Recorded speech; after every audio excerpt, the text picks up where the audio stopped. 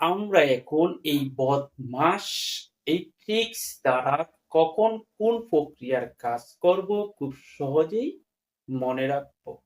চলুন আমরা দেখে নিই। আমাদের এই বদমাস লিখতে গিয়ে আমাদের এই কয়েকটা লেটার লাগছে এবং এই লেটার গুলা এই যে আমাদের অঙ্কের ধারাবাহিকভাবেই লেখা হচ্ছে। কিভাবে? দেখেন এই বদমাস লিখতে প্রথমে বিফোর ব্র্যাকেট। ব্র্যাকেট বাংলা হচ্ছে বন্ধনী। আমাদের এই বন্ধনীর কাজগুলো আমাদের সর্বপ্রথম করতে হয় যদি থাকে। তখন এই বন্ধনীর মধ্যে আবার বন্ধনী কয় প্রকার? ৩ প্রকার। আমরা জানি প্রথম বন্ধনী, দ্বিতীয় বন্ধনী, তৃতীয় বন্ধনী। তাহলে আমাদের এই ৩ বন্ধনীর মধ্যে কোন বন্ধনীগুলোর কাজ আগে? প্রথম বন্ধনীর কাজ আগে, এরপর দ্বিতীয় বন্ধনী, এরপর তৃতীয় বন্ধনী। এরপরে আমাদের আসছে ও ফর অফ। অফ এর বাংলা হচ্ছে এর। আমরা দেখছি অনেক সময় সরল অঙ্কে এর থাকে। এর মানে গুণের মধ্যে কাজ করবে, কিন্তু এর থাকলে সর্বপ্রথম এর কাজটা আগে করতে হবে। কার আগে?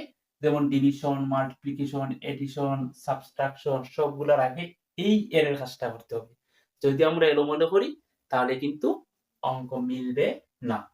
এরপরে দেখেন ডি ফর ডিভিশন, যার বাংলা হচ্ছে ভাগ। আমরা যদি এই ৭টা প্রক্রিয়া থাকে, ৭টা প্রক্রিয়ার মধ্যে সর্বপ্রথম আমাদের করতে হবে কি? ডিভিশনের কাজ, অর্থাৎ ভাগের কাজ। যদি আমরা এই ডিভিশনের কাজ না করি, অন্য একটা প্রক্রিয়ার কাজ করি, তখন আর মিলবে না। এর পরের যে লেটারটা সেটা হচ্ছে এম। M for multiplication. আমি সংক্ষেপে লিখছি। মাল্টিপ্লিকেশন মানে হচ্ছে গুণ। আমরা যদি দেখি মাল্টিপ্লিকেশন আছে, এডিশন আছে, সাবট্রাকশন আছে, এই ৩টা প্রক্রিয়া আছে, তখন আগে করতে হবে মাল্টিপ্লিকেশনের কাজ, কারণ আমার এই লেটার আগে আসছে। এরপর হচ্ছে অ্যাডিশন। এ মানে অ্যাডিশন, অ্যাডিশন মানে হচ্ছে বাংলা হচ্ছে যোগ। আমাদের যোগ এবং বিয়োগ যদি থাকে তাহলে যোগের কাজটা আগে করতে হবে। এরপর হচ্ছে আমাদের এস। এস মানে সাবট্রাকশন। সাবট্রাকশন বাংলা হচ্ছে সর্বশেষ আমাদের বিয়োগের কাজটা করতে হয়।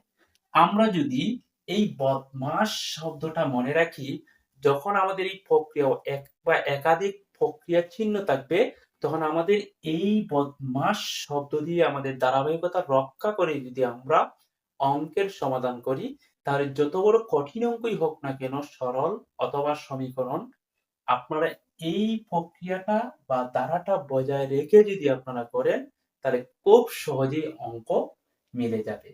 আশা করি বুঝতে পেরেছেন। ধন্যবাদ সবাই।